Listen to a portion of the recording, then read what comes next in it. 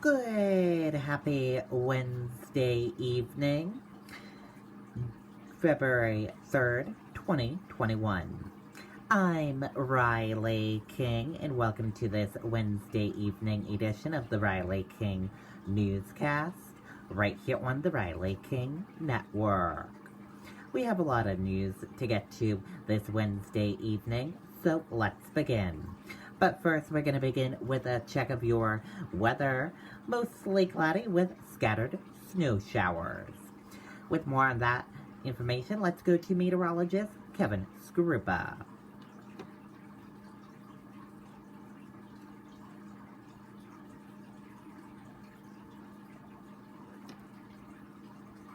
We built Expedition, Explore, and Escape with Ford Copilot 360. And because Ford SUVs are built for this, you made Ford America's best-selling brand. Up until this past week, we went 40 straight days of temperatures at or above the average, and then we had 4 days of below average temperatures. Now, it looks like even beyond a strong storm system, temperatures near or above normal, at least through the weekend. Huge swirl of an area of low pressure will mean we could kick off some passing snow showers at any point, anywhere across the state, with the better chance of bringing out more than an inch of accumulation. We'll be up through the White Mountains and the Great North Woods. Upper 20s to mid-30s. Breeze out of the northwest will make it feel a bit chillier than that as we go through the afternoon. That will allow temperatures with the clouds around tonight to only fade back into the 20s across the area, and that provides the springboard for the day tomorrow. Any early clouds giving way to some sunshine away from the mountains. Temperatures in the afternoon will be well into the 30s. Clouds will start drifting in later Thursday night and early Friday. And our next system, a fairly quick mover, limited moisture because of its fast motion, but we could see 1 to 3 inches of accumulation. Most of that falls Friday afternoon in central and northern areas, and we could mix with some raindrops in southern spots, which would limit amounts. Pulls away Friday night, partly sunny skies for Saturday, maybe some snow showers later on Sunday with an upper level disturbance, but at least right now it doesn't look like that upper level energy and the coastal storm will try to link up, and that leaves us with basically waiting for the next system, which would be a chance of some light snow on Tuesday. Scattered snow showers today under a mostly cloudy sky. Kind of an unsettled day, something you would kind of see in April where there may be just a couple of passing rain showers here and there. 20s tonight. Tomorrow we're back into the 30s, and 30s going forward through the weekend. Some mid and upper 20s up north. A good-looking weekend to enjoy all the snow that has fallen. We may add a little Friday afternoon. Okay, and there you go on that weather report from meteorologist Kevin Skrupa. And now let's take a look at your evening traffic map and see what's happening on the roadways for this evening commute.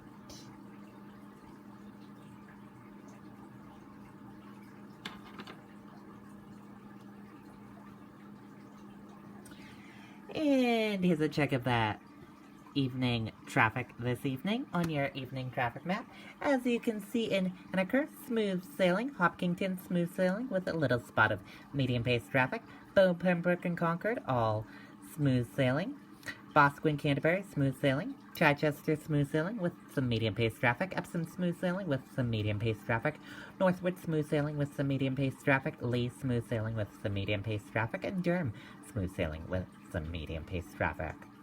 Rochester, Somersworth, Dover into Portsmouth, all smooth sailing. Portsmouth into Maine, smooth sailing with some medium pace traffic. Portsmouth, Rye, Northampton, Hampton, Seabrook into the border of Massachusetts, all smooth sailing. On 101, all smooth sailing on 101, and then a little spot of medium pace traffic near the Raymond area. And around the Manchester and Hooksett area, all smooth sailing. Around the Manchester airport, we got some traffic issues. Delays of 4 minutes and delays easing on Route 28 southbound between Queen City Avenue and New Hampshire. 28 average speed is 10 miles per hour. And also average speed of 15 miles per hour on Route 28 southbound between New Hampshire 28 Beach Street and New Hampshire 28 Willow Street. Bedford, some medium and slow-paced traffic with a little bit of smooth sailing. Amherst, smooth sailing. And Milford, smooth sailing with some medium-paced traffic. Manchester, Merrimack, Nashua into the border of Massachusetts, all smooth sailing. Nashua, Milford, smooth sailing on the Nashua end and here on the Milford, and some medium pace traffic. And then over here in the middle, we got some medium and slow pace traffic. Manchester, Derry, Windham, Salem into the border, Massachusetts, all smooth sailing. And that is a look at your evening traffic map this evening, and a look how your ride home is shaping up like this evening. And now let's take a look at your I-93 traffic cam, Bow, New Hampshire. And as you can see, not a bad ride there. A few cars coming in this direction and a few cars going in that direction. I-93 traffic cam is provided by New Hampshire DOT. And that is a look at your evening traffic this evening. And now let's get to your news. First up, we begin with COVID updates. 10 more Granite Staters die of COVID-19. Current cases continue to trend lower. 10 more Granite Staters have died of COVID-19, even as the current number of known cases in the state continue to fall, health officials said Wednesday.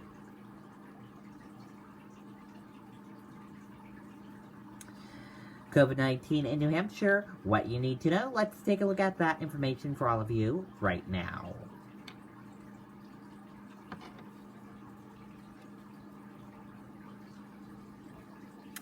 And here's a look at that information for all of you right now. 66,721 number of people in New Hampshire have tested positive for COVID-19. 26,517,212 number of people in the United States have tested positive. 1,076 number of deaths from COVID-19 in New Hampshire. 207 current number of hospitalizations for COVID-19 in New Hampshire, and 448,862 number of deaths from COVID-19 in the United States. And now let's take a look at this map of New Hampshire where current cases of COVID-19 are. Manchester, 382. And let's take a look at this map of New Hampshire where total cases of COVID-19 are. Manchester, 8,929.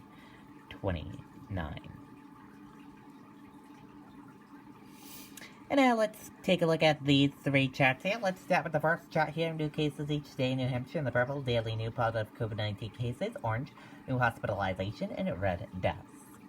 Let's take a look at this chart here. Current cases in the purple, total current COVID-19 cases, and orange, current hospitalization. Let's take a look at this chart here. Total cases in the purple, total positive COVID-19 cases, orange, total hospitalization, red deaths, and blue recovered. Let's take a look at this chart here. Positive PCR test rate, positive PCR and antigen test rate, and daily PCR test. And let's take a look at this chart here. Age group of cases, and female and male of cases. Let's take a look at this chart here. Infections, hospitalizations, and deaths. Let's take a look at this chart here. Deaths, percent New Hampshire population, race/ethnicity of cases, and hospitalizations. And a reminder, your common symptoms: fever, lack of smell, cough, chills, difficult breathing, nausea, vomiting, and diarrhea. How it spreads, and prevention tips. And be sure to stay with the Riley King Network for the latest of your COVID-19 information. Trial date. Other issues discussed at hearing for New Hampshire man accused of killing wife's boyfriend. Armando Barron charged with capital murder in case. Let's take a listen to that video from WMUR News 9, Ray Brewer.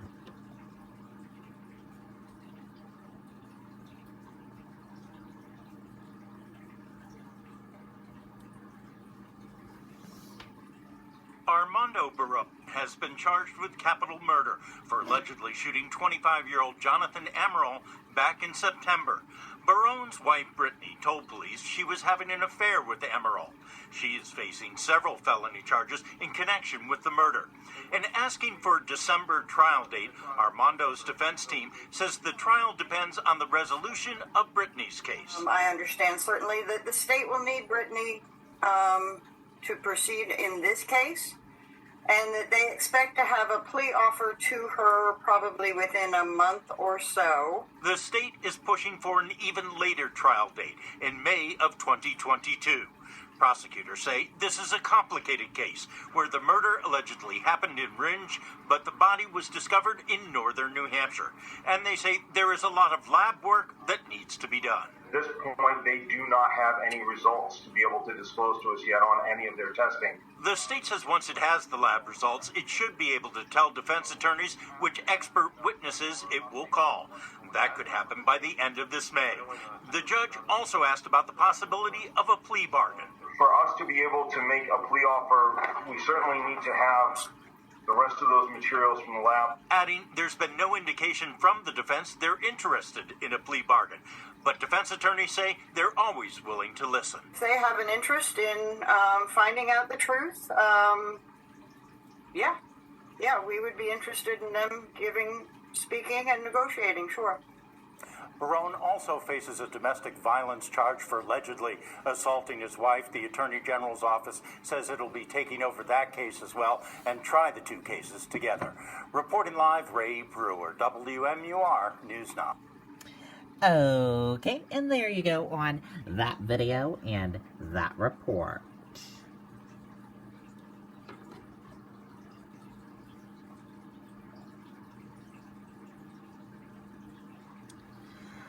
Massachusetts State Police Sergeant held without bail on assault charge in New Hampshire.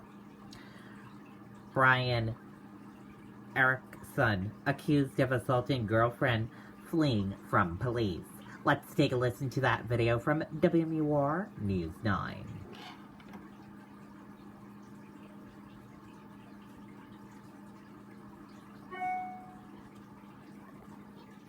Massachusetts State Police Sergeant is being held without bail in New Hampshire after he appeared in court for his arraignment. 36-year-old Brian Erickson is accused of headbutting and choking a woman he knows in Exeter early Sunday morning and then leading police on a chase. Massachusetts State Police say he has been stripped of all police equipment and relieved of his duty. That department has opened its own investigation. Okay, and there you go on that video and that report.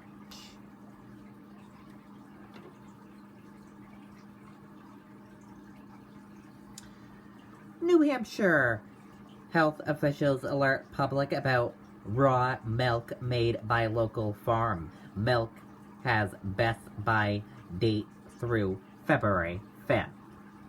Let's take a listen to that video from WMUR News 9.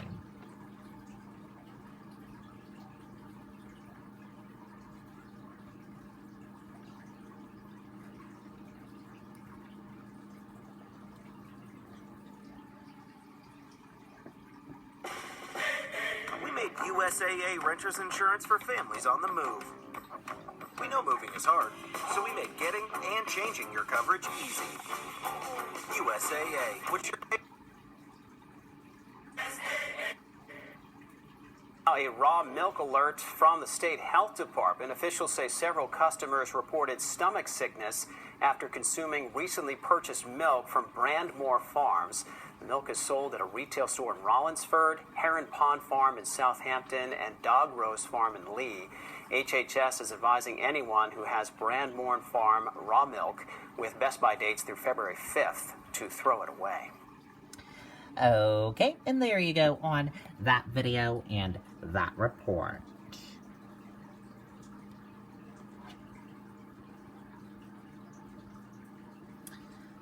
S&P 500 eked out small gain for its third positive day. Alphabet pops. The S&P 500 climbed slightly on Wednesday, raising for a third straight day as investors designated a wave of corporate earnings.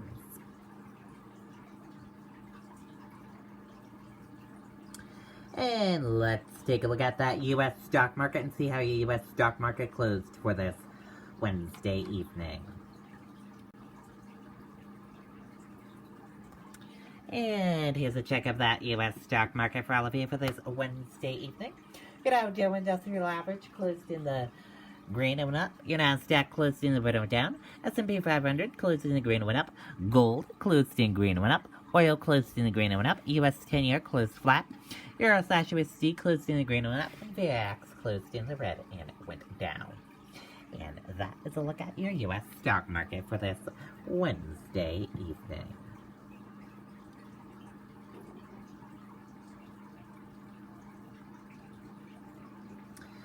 White House races to stop spread of new COVID-19 variant.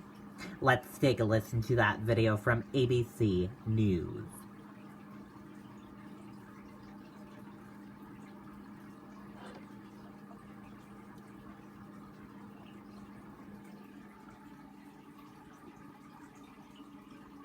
First, the latest on the coronavirus crisis and President Biden's big push to get vaccines out as quickly as possible as new and dangerous variants of the virus take hold. 1 million more doses will start going to pharmacies across the nation next week. And so far, 52 million doses have been distributed, but more than 26 million people have just received at least that first dose so far. So, TJ, we're going to hear from Dr. Anthony Fauci in just a moment, but first, Eva Pilgrim is at the Javits Center here in New York, where vaccinations are getting back on track after that storm. Good morning, Eva. Robin, they are expecting a very busy day here at the Javits Center. You can see the lines of people already forming here behind me. Take a look at our other camera.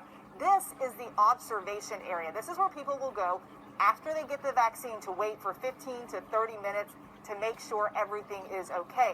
Now, officials here tell me they're expecting to get about 2,200 people through here today, upping their number, trying to get those cancellations in due to the weather.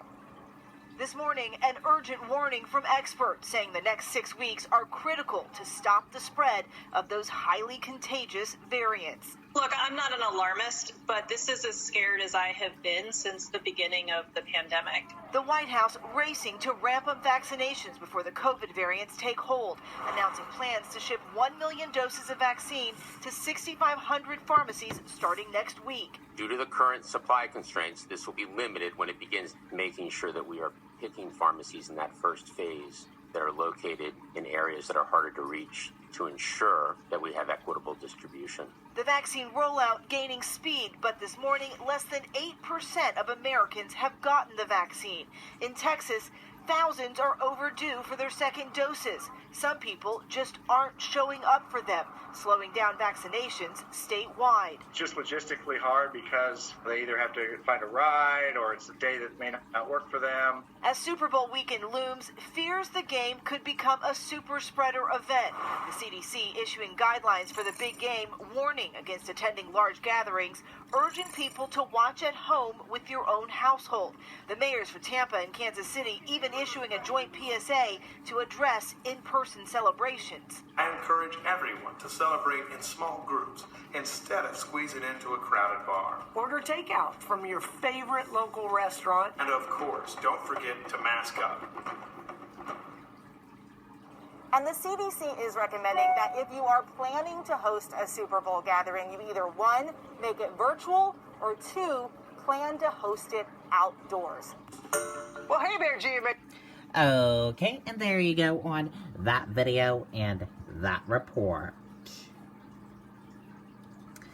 And that does it for this evening edition of the Riley King Newscast right here on the Riley King Network. Thank you for watching. Have a great rest of your Wednesday evening, and I'll see you back here tomorrow for another newscast.